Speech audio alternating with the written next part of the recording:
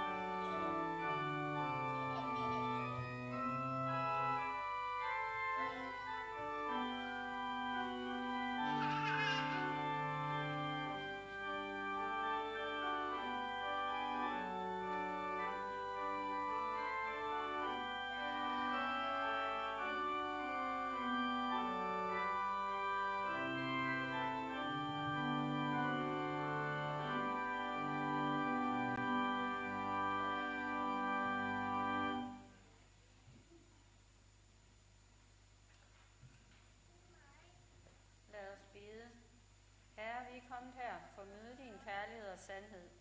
Send os din Helligånd og gør os åbne for, hvad du vil give os. Lad ordet slå rod i vores hjerter, så du lever i os, og vi bliver et i dig og tjener dig i alle ting. Amen. Og så rejser vi, og så synger den første salme.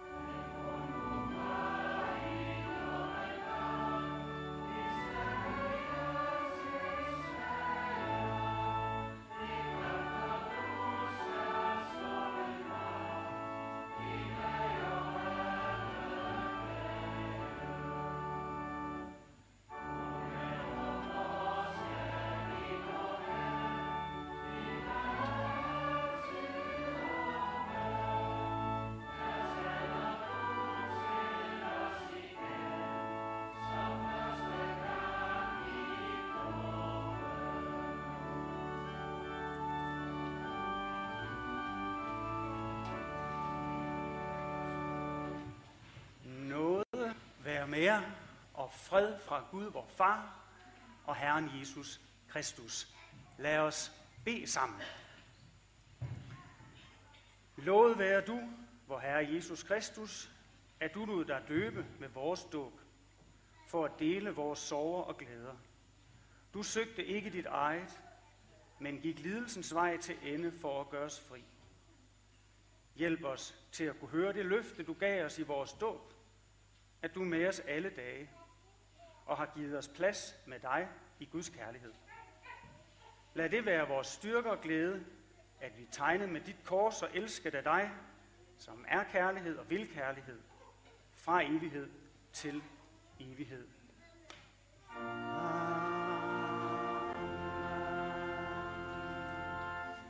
Og se, så kunne jeg jo læse en bibeltekst. Det kan vi jo gøre til en almindelig gudstjeneste på det her tidspunkt. Men nu skal vi lære en meget lille, kort bibeltekst uden ad i stedet for. Se, der står her, SL, det står for salme 139, vers 1. Det er et sted i Bibelen. Vil I lige sige det med mig? Salme 139, vers 1. Ja, nu skal vi lære det udenad. Og man kan jo gøre, når man skal sige det første, så kan man sige, Herre, prøv at gøre det, så peg op. Herre, du ved alt om mig. Du kender mit hjerte til bunds. Så vi kan prøve en gang til. Herre, du ved alt om mig. Du kender mit hjerte til bunds. Nu skal vi bare lige se, for det bliver lidt sværere på det næste slide. Se, der står nemlig ikke det hele. Så vi siger først salme 139, vers 1. Er vi klar? Salme 139, vers 1. Herre, du ved alt om mig. Du kender mit hjerte til bunds. Nu bliver det endnu sværere. Salme 139, vers 1. Herre, du ved alt om mig. Du kender mit hjerte til bunds. Og så skal det altså blive lidt nemmere her til sidst. Så nu står det hele en gang til. Salme 139, vers 1. Herre, alt om mig. Du kender mit hjerte til bunds. Det var fint. Vi skal synge en sang, der hedder Du, dig og du duer. Og det er jo sådan en sang, der er nogle fakter til. Så kirkesangeren i dag kommer herop og hjælper med det. Og nu viser vi først lige, hvordan det er, inden alle skal op og stå og gøre det. Først så peger man på en eller anden, der sidder ved siden af og siger, du, dig og du duer. Kan I gøre det? Må vi pege på en. Du, dig og du duer. Du, dig og du duer. Og så holder vi bare fingrene her. Ja, du passer perfekt i Guds plan. Vi prøver lige at synge den del, for der er nogen, der ikke har prøvet den før. Du er dig og du duer. Du er dig og du duer. Du er dig og du duer. Ja, du passer perfekt i Guds plan. Så kommer der nogle forskellige vers. I den første her, der laver vi tynd som en tændstik. Så trækker man lige som ind så meget man kan. Eller rundt som en bold.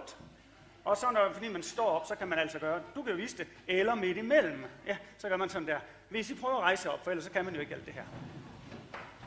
Så vi synger, tynd som en tændstik, rund som en bold, eller midt imellem, eller midt imellem. Og det gentager man. Tynd som en tændstik, rund som en bold, eller midt imellem, eller midt imellem. Du er dig og du duer. Du er dig og du duer. Du er dig og du duer. Ja, du passer perfekt i Guds plan. Og på det næste vers, der står glad som en lærke. Man må ikke slå nogen, men man kan godt eller vred som en vips. Så må man stikke efter den, der står ved siden af, uden at det gør ondt. Glad som en lærke, vred som en vips. Eller midt imellem, eller midt imellem. Glad som en lærke, vred som en vips. Eller midt imellem, eller midt imellem. Du er dig og du duer.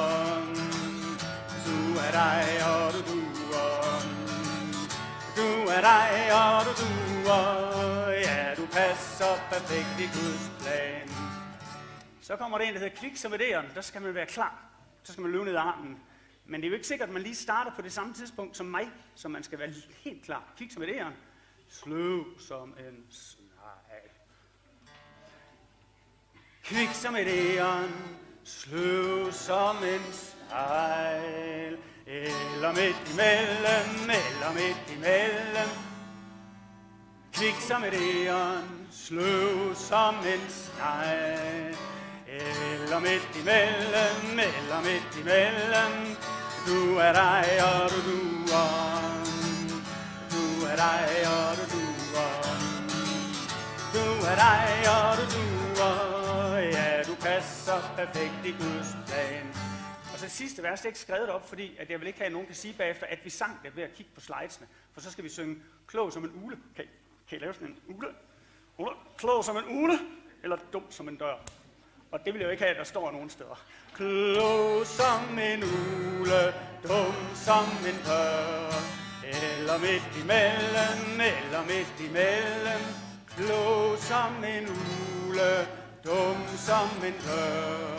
Eller midt imellem. Du er dig, og du duer. Du er dig, og du duer. Du er dig, og du duer. Ja, du passer perfekt i Guds plan. Værsgo og sid med.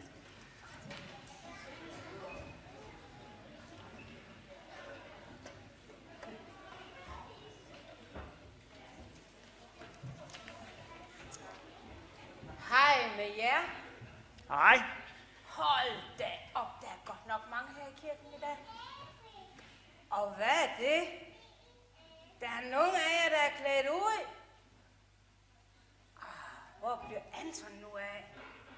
Han sagde, at han ville være her, og han ville vise mig noget. Og nu er han ikke kommet endnu. Hvad sker der lige for ham? Det er godt nok træls, synes jeg. Kunne I ikke lige hjælpe mig? Er I med på det? Hvis vi nu tæller til 3 i kor, og så råber vi Anton. Er I klar? Så ser vi, om han kommer. Er I med? 1, 2, 3. Anton! Fastelavn er mit navn, boller vil jeg have. Stop. Anton, hvad laver du? Og hvorfor ser du sådan ud i dag? Jamen Viola, det er fastelavn, og jeg synes, det er så sjovt at klæde mig ud. Ja, jeg kan godt se, at du er klædt ud. Er det derfor, du kom for sent? Ja, det tog lidt længere tid at få tøjet sat rigtigt på. Nå, det er jo derfor. Der er også nogen her i kirken, som er klædt ud. Det har jeg glemt alt om, Anton. Jeg synes faktisk flot ud. Og jeg er måske lidt... Jamen Viola, du ser da flot ud sådan, som du er. Du har taget ørering på i dag. Jeg synes faktisk, at du ligner en prinsesse. Anton, jeg bliver så glad, når du siger sådan. Men Anton, kan du huske, da vi var til børneteam sidste gang, der blev der fortalt om, at Jesus, han blev døbt. Ja, der var noget med, at Jesus han mødte en mand, som hed Johannes, ude i ørkenen. Han stod og døbte en hel masse mennesker, og så var det noget med at blive vasket ren, når man bliver døbt. Og Jesus blev det, fordi han skulle ligne os mennesker. Ja, det er rigtigt. Jesus, han blev døbt. Ja, Jesus gik ned til ham, Johannes, og sagde, at han skulle døbe ham. Men det ville han ikke. Ja, han sagde noget med, at han ikke var værdig til at døbe ham første gang, Jesus spurgte ham. Så bagefter så sagde han noget med, at det kunne han ikke, fordi han jo slet ikke var ligesom Jesus. Ja, og så forstod jeg ikke ret meget mere. Fordi så endte det alligevel med, at Johannes døbte Jesus. Og da han stod derude i vandet, der kommer der en due, og der var en stemme op fra himlen, der sagde, det er min søn, min elskede søn. Det er rigtigt, Anton. Det er jo ligesom, når der her i kirken er et lille barn, der skal døbes, så siger Robert jo også, at barnet bliver Guds barn, ligesom det er forældrenes barn. Nå ja, men hvorfor så den due? Viola, se lige der. Der er en due oppe i kirken her. Ja, jeg ved ikke, hvorfor der kom en due, og jeg ved heller ikke, hvorfor der er en due her i kirken. Det er vist et eller andet med Helligånden. Må ikke Robert kan sige noget mere om det? Viola, der var også noget andet fra børnetimen, jeg heller ikke forstod. Det var det der med, at Gud elsker os lige så meget, som han elsker Jesus. Ja, Anton. Noget med, at han elsker os sådan, som vi er. Både når vi er glade og kede af det. Og når vi opfører os pænt, og når vi glemmer at opføre os pænt. Det er godt nok heldigt for dig. For nogle gange er du vist lidt fræk derhjemme. Hov. Det er du, der vidste også. Ja, det er vi vist alle sammen indimellem. Nå, jeg har nu lyst til at komme hjem og finde mig noget udklædningstøj, så jeg også kan være med til at fejre fastelavn. Det er bare helt i orden. Jeg synes, det er en god idé, hvis du også vil have lyst til at klæde dig ud. Viola, jeg glæder mig til at se, hvad du bliver klædt ud som. Vil du så med hen og slå katten af tønden? Ja, men så skal vi have sagt farvel her. Så ses vi ved tønden efter gudstjeneste, og måske også til børnetimen på fredag. Farvel!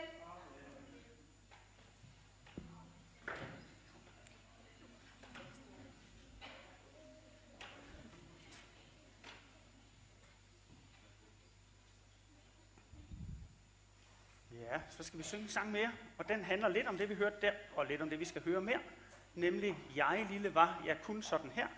Der er 4 linjer, så den er altså nem at lære. Jeg lille var, jeg kun sådan her, da jeg blev døbt i kirken her.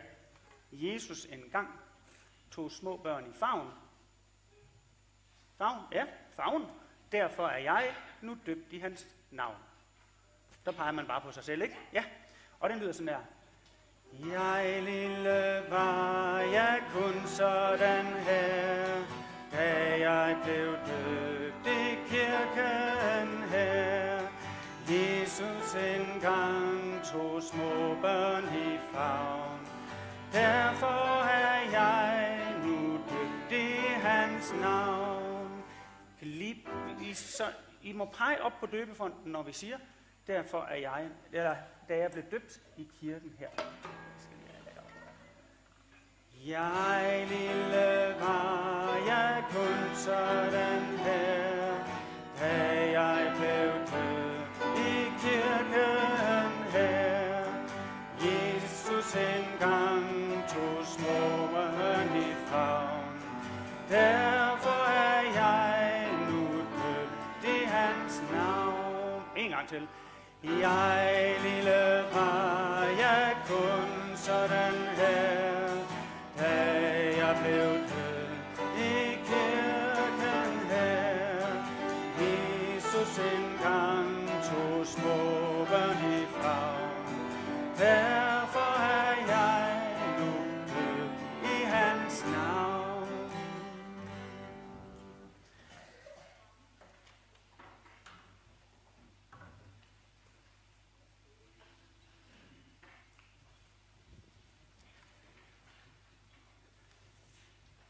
Nu vil jeg bede jer om at rejse jer.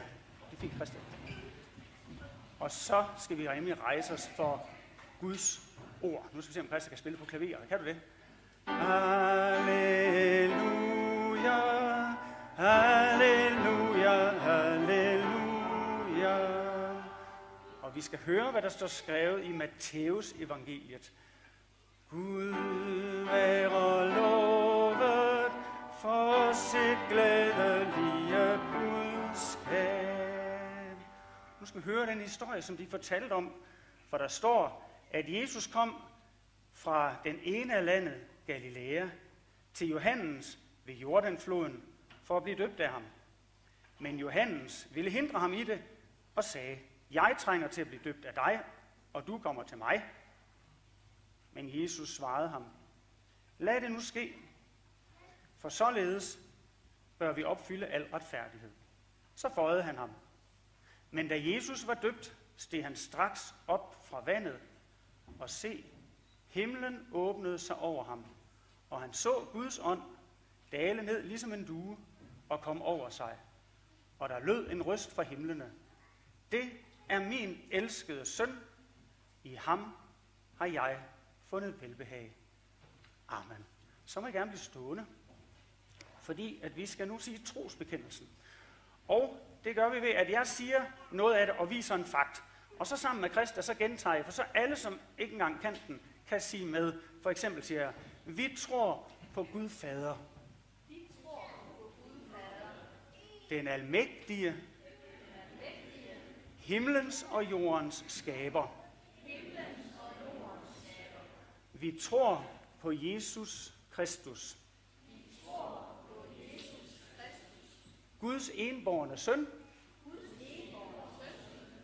Vor Herre. Som er undfanget ved Helligånden. Født af Jomfru Maria. Pint under Pontius Pilatus. Korsfæstet. Død. Og begravet. Nedfaret til dødsriget. Og så skal vi lige have fat i 3 fingre på vores hånd. På 3. dag opstanden fra de døde. Opfaret til himmels. Siddende ved Gud Faders. Den almægtiges højre hånd. Hvorfra han skal komme. At dømme levende og døde. Vi tror på Helligånden. Så skal vi lave en kirkebygning med fingrene. Den hellige almindelige kirke. De helliges samfund. Syndernes forladelse. Kødets opstandelse. Og det evige liv. Og så klapper vi og siger amen. Amen. Ja, godt. Det var flot. Vi skal synge en sang på trosbekendelsen. I må gerne sidde ned.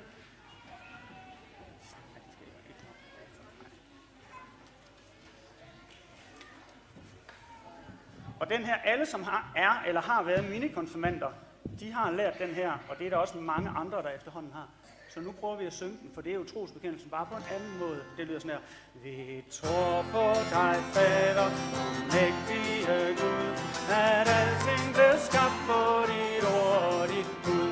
Den mindste erantis, en stor elefant, og menneskers mængde, det er vist og sandt. Du gode Gud, på hvem vi tror, vi takker dig for livets ord. Vi tror på dig, Jesus, og frelser og bror. Som julebarn fødtes du fattig på jord. Du døde på korset, men livet det vandt. Du opstod af graven, det er vist og sandt. Du gode Gud, på hvem vi tror, vi takker dig for livets ord. Vi tror på dig, Hellige Ånd, du er god. Du giver os kræfter, du styrker vort mod. Du sender os ud til hver på og hver kant. Med ordet fra himlen, det er vist og sandt. Du gode Gud, på hvem vi tror, vi takker dig for livets ord. Godt.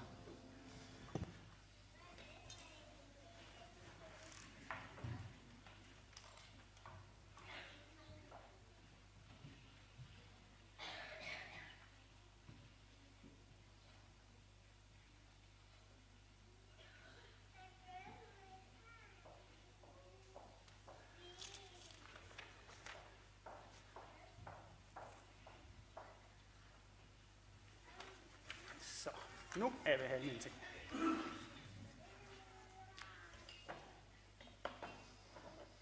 Godt.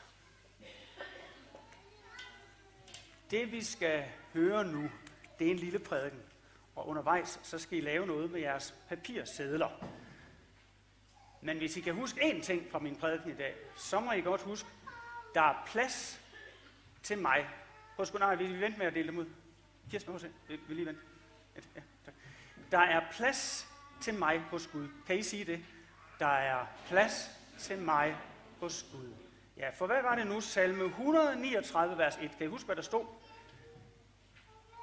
Herre, du ved alt om mig. Du kender mit hjerte til bunds. Og vi hørte jo Anton og Viola sige, om man er glad eller trist, så er der plads til os hos Gud. Det er godt at vide, for nogle gange er man utrolig glad, og nogle gange kan man være utrolig ked af det. Så sagde de også, om man var fræk og sød. Jeg synes, det var lidt frækt, at de sagde, at hinanden var fræk. Men altså, der er de der gange, hvor man ved, at nu har man bare ikke opført sig lige så godt, og nu er ens far og mor måske blevet ked af det, man gjorde, eller nu er ens børn blevet ked af det, man gjorde, eller nu er ens ægtefælle blevet ked af det, man gjorde. Så er det godt at vide, at der er plads til mig hos Gud. Kan vi lige sige det igen? Der er plads til mig hos Gud. Det kan også være, hvis man er syg. Så tænker man, jeg er syg, og nogle er meget syge. Det kan også være, at man måske har fået en eller anden diagnose, og så har man nogle bogstaver, og så tænker man, er der så plads til mig? Men så skal vi sige igen, der er plads til mig hos Gud. Også om man er voksen, eller man er blevet gammel, så man er blevet lidt mindre igen, eller om man er barn, så er der plads. Men nogle gange, så er det faktisk svært at være ærlig. Har I prøvet det der, at der er nogen, der spørger dig, hvordan har du det? Og så siger man, godt. Har man det så godt, hvis man svarer sådan? Kan vi lige prøve det at svare sådan, hvordan har du det? Godt. Fordi nogle gange så tager vi en maske på, fordi at det er bare nemmere ikke at sige, hvordan man har det. Eller, ja. Nu skal vi lige prøve at se på det næste slide, fordi det er helt sort. Men prøv lige at se, er der nogen, der ved, hvis ansigtet ser sådan ud, hvad er man så? Ja, træt. Ja, og det kan man ikke sige. Hvad er nu, hvis det ser sådan ud, hvad er man så? Fjollet, skør, ikke? Sådan lidt. Kan I lige prøve at lave den alle sammen, den der? Ja. Okay, den næste. Hvordan er man, hvis man ser sådan ud? Ja. Glad, en glad emoji, ja. Og hvad så med den næste? Ja, jeg tæller til 3, så må I sige det i munden på hinanden. 1, 2, 3. Ja, ked af det og trist, det er 2 ord for det samme. Så kan vi se. Og, hvad så med den der? Så er man mega ked af det. Er det ikke rigtigt? Og hvad med den næste? Det kan ligne, det er far og mor, hvis man kommer til at hælde noget på gulvet, man ikke måtte. Hvad er man så? Sur, ja. Sur. Hvad? Vred, ja, sur og vred. Det er 2 gode ord for det samme. Og så den sidste. Hvad er man der? Ja, det minder lidt om den der over med tungen også. At man er ikke helt så fjollet. Måske er man bare lidt fræk. Ja, man rækker tungen. Har I prøvet at række? Prøv lige at række tungen til den side ved siden af. Bare sådan. Ja. Så kan man godt være lidt fræk. Se, nu skal vi have de der blyanter rundt, fordi I har fået sådan et ark her. Et stort et. Og jeg vil gerne, I tegner 4.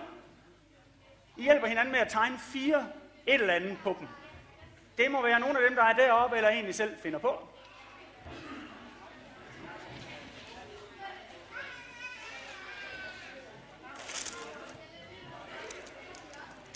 Det var til jer. Ja. I har.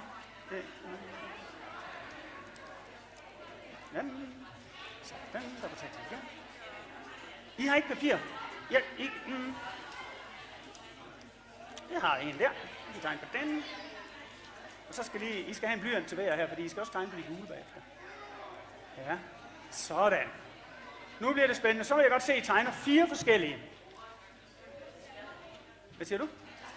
Tegn 4 forskellige. Dem, som I synes, I har lyst til at tegne.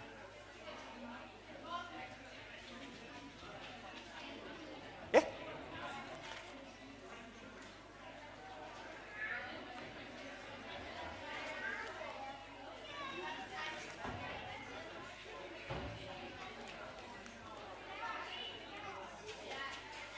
Godt. Nu begynder jeg at komme ned og se, om der er nogen, der har nogen, jeg ikke har set før.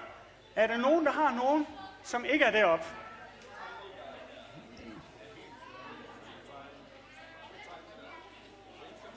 Der er nogen, der er helt fjollede, og der er nogen med hjerter på. Og hvad har vi hernede? Der har vi en, der er ked af det. Er du vred? Sur? Ja, sur.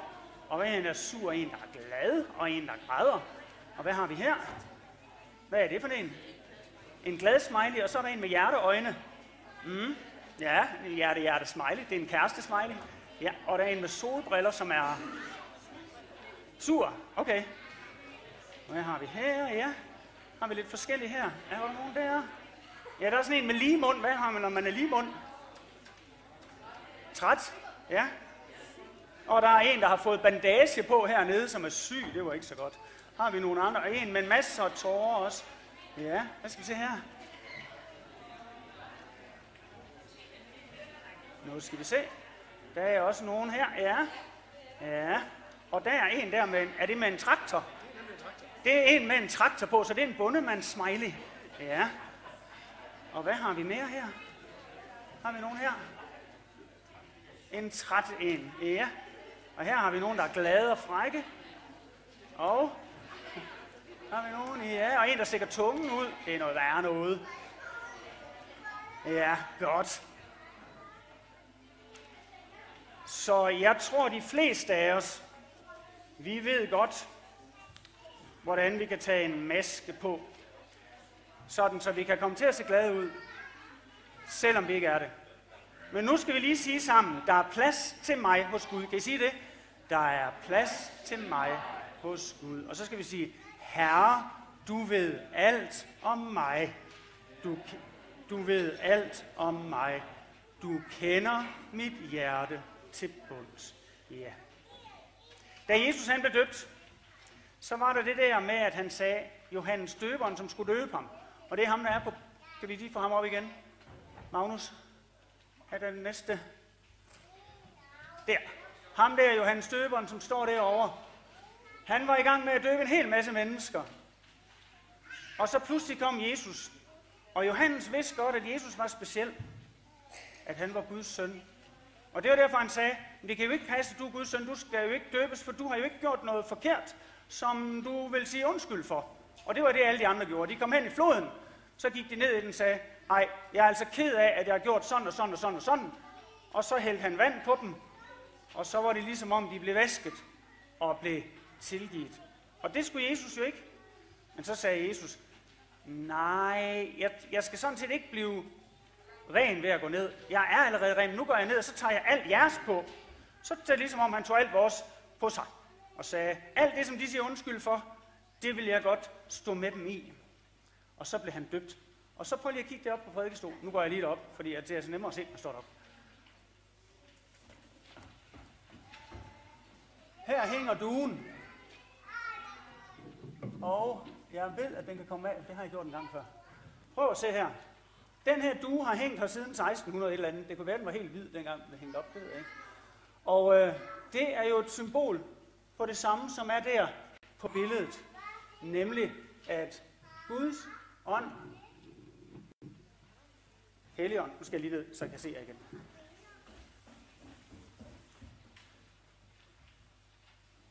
Skulle lige minde Jesus om noget, så han ikke glemte det. Du er min elskede søn, som jeg er mega glad for. Prøv lige at sige sådan. Du er min elskede søn, som jeg er mega glad for. Og det minder lidt om vores dåb.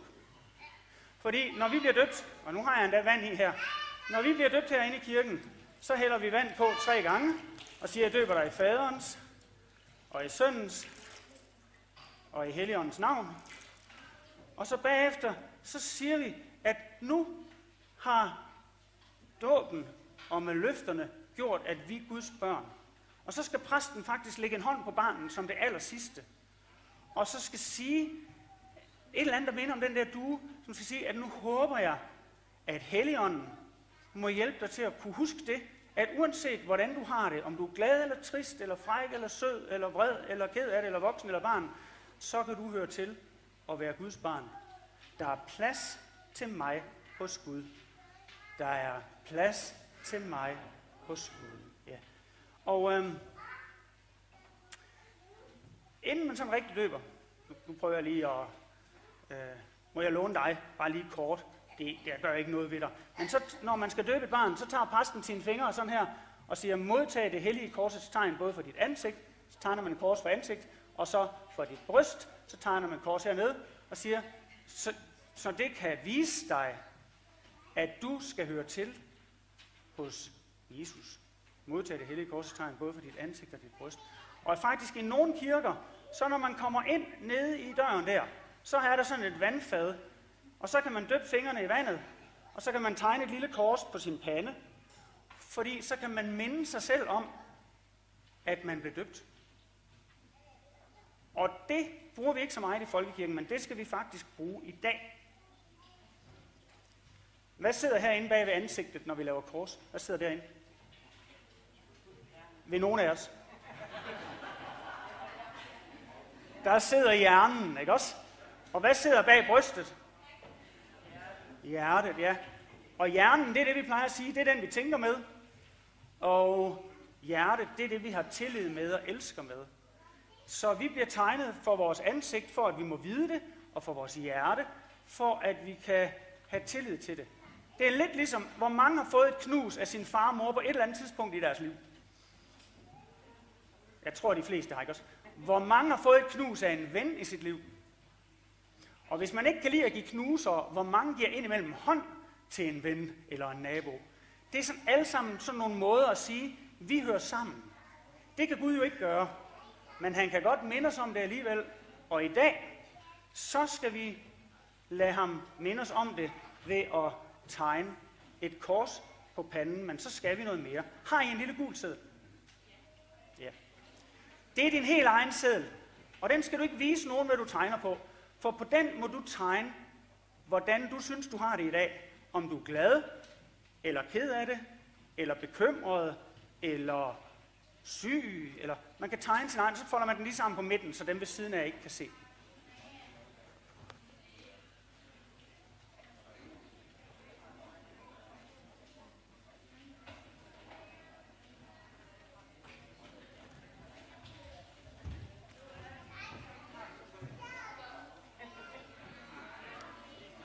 Ja. Er I nogenlunde ved at have tegnet den? Så skal det lige vigtigt, at vi først siger, at der er plads til mig hos Gud.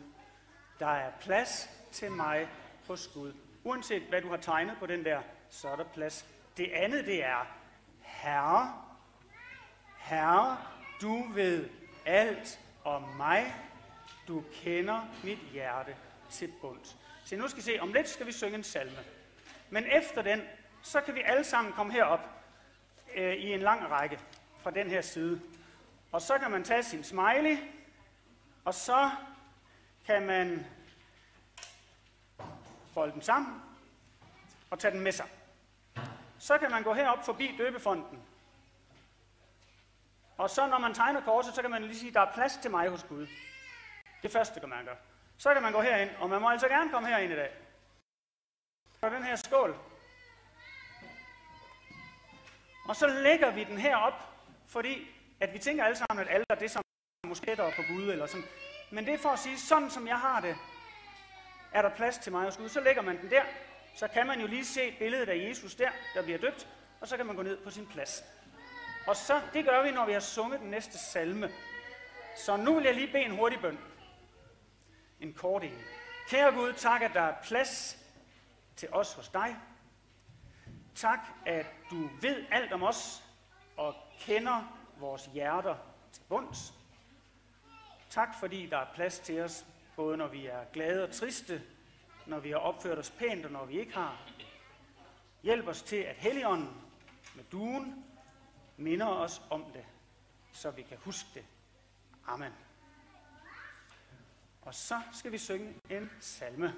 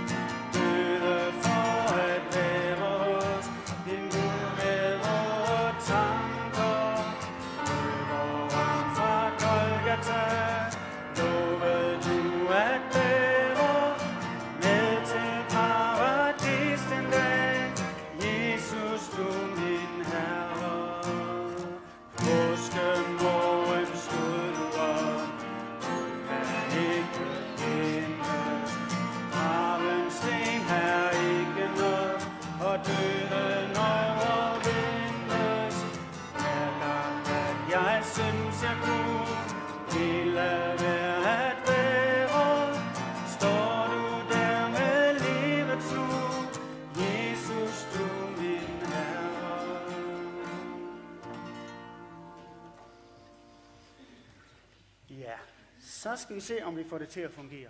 Altså, man kan gå herover forbi døbefonten, døbe fingrene, tegne et lille kors og sige, tak fordi der er plads til mig.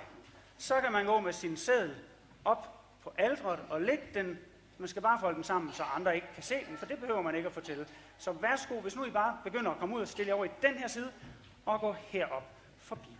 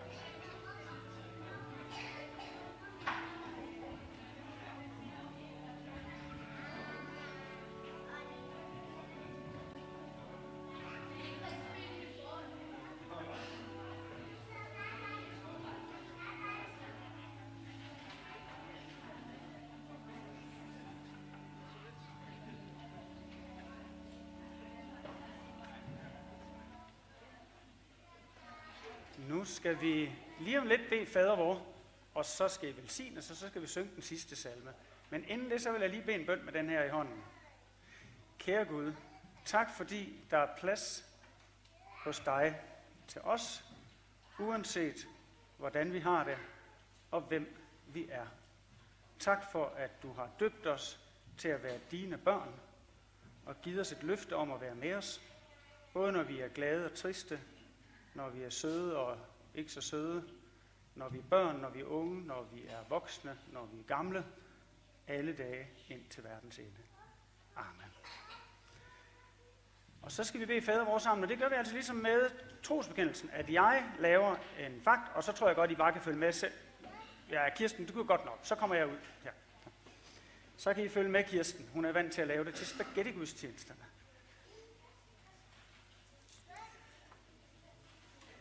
Så jeg siger det og laver fakten, når I følger med Kirsten. Vor far, du som er i himlene, helliget blive dit navn, komme dit rige, ske din vilje, som i himlen, således også på jorden. Giv os i dag vores daglige brød, og forlad os vores skyld, som også vi forlader vores skyldnere. Og led os ikke ind i fristelsen, men fri os fra det onde. Og skal vi lave et stort kongeslot over os, for dit er riget, og magten, og æren i evighed. Amen. Ja. Og så må I rejse jer op.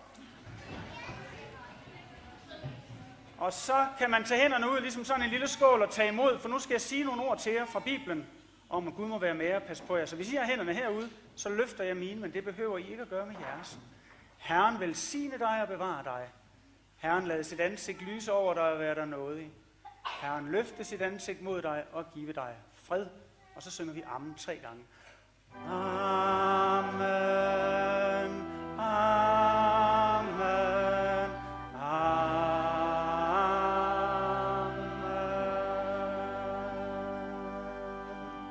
Og værsgo at se ned til den sidste salme.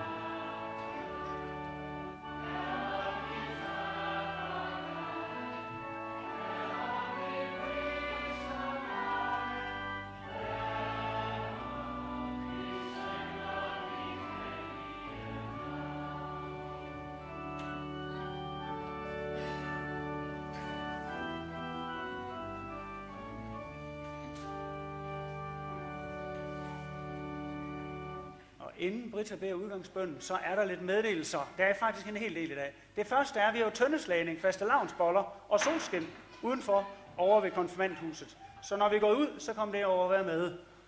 På mandag er det klokken 19, har jeg skrevet, Christa. Der starter der nogen med at øve et kor op, som skal synge anden påskedag til gudstjenesten. Og anden påskedag i år er den 21. april. Er der sedler? Nej. Det er næste mandag, så ikke nu her. Mandag 8 dage, der kan man øve med Krista. Hvis man gerne vil synge med, så kan man lige snakke med Krista, som er organisten. Så er der morgenbøn tirsdag, søndag gudstjeneste 10.30, og så samler vi ind til en, der er missionær i Bangladesh, hvis man vil hjælpe med det. I missionshjemmet er der, hvordan er det er så 18.45, det passer vel ikke? 19.00, det er sådan en konfirmandalder. Så er der tirsdag eftermiddagsmøde med ham, som er leder af Den Blå Oase. Og tirsdag og onsdag er der en masse, der kører til bedsted, for der kommer en pensioneret sognepræst, som skal holde møder derovre. Ligger der seddel med det, eller nej, er der noget fælleskørsel? Klokken 19 herovre ved missionshjemmet. Og fredag er der børneteam for børn fra 3 år og opad. Det var meddelelserne. Og nu vil Britta bede udgangsbønnen, og når hun har gjort det, så går vi ud under postludiet.